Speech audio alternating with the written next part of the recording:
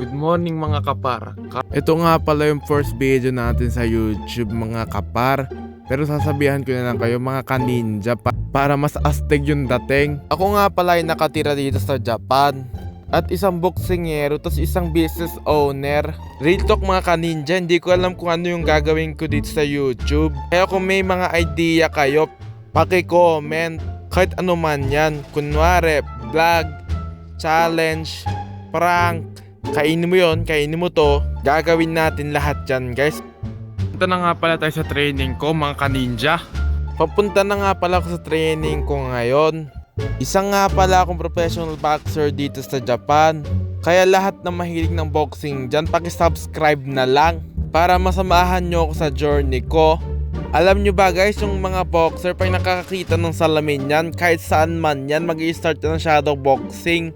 Hindi kami mahihiya habang ginagawa namin shadow boxing. Yung hiya lang namin pagkatapos ng shadow boxing, dun pala makakahabol sa utak namin. Tingnan nyo guys ano ginagawa nito.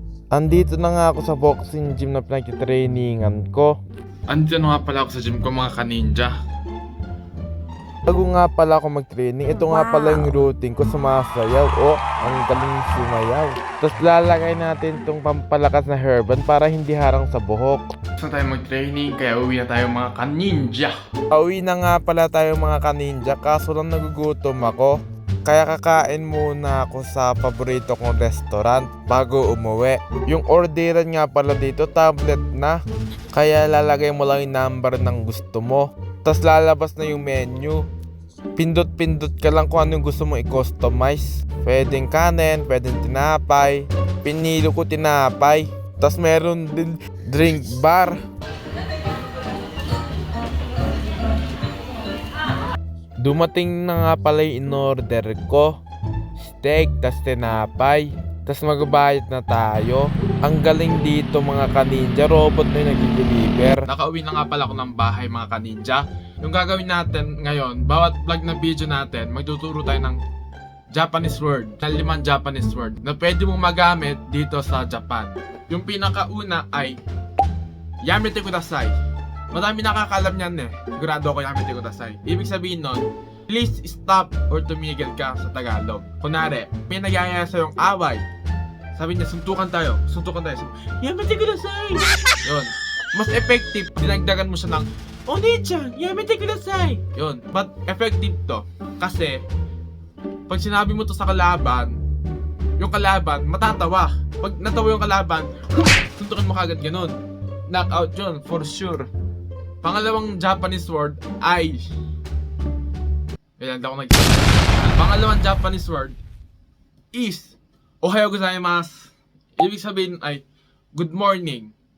Yung salita na to, pwede mong gamitin kahit saan siya. Sa senpai mo, pagpapasok sa trabaho, pagkakausap ka ng matanda, yun, kahit saan mo siya pwedeng gamitin. Pangatlo ay itadakimasu. Ibig sabihin nun ay thank you for food. Gamitin mo siya pag linibre ka ng senpai, pag linibre ka ng kaibigan mo before kumain ka, o gagamitin mo siya bago kumain. Pang-apat ay Kagibunshi no Jutsu. Gagamitin mo siya sa, kunwari, yung kalaban, mga 3, mag-isa ka lang. Sabi mo lang, Kagibunshi no Jutsu, tapos dadami ka na. Depende yun sa lakas mo eh. Pag malakas ka, madami yan, mga 10 yan. Dadami ka ng 10. Pag mahina ka lang, 1 lang. Kaya magpalakas ka. Magpalakas kayo mga kaninja. Panlima ay Okani chodai. Okani chodai. Ibig sabihin nun, pengin pera. Pengin pera. Pag wala kayong pera, tas gusto nyo ng pera, pag manghingi kayo sa tao na hindi nyo kilala, sabi nyo, Okani chodai. Okani chodai. Yun. Ginagamit siya pag manlilimos ka.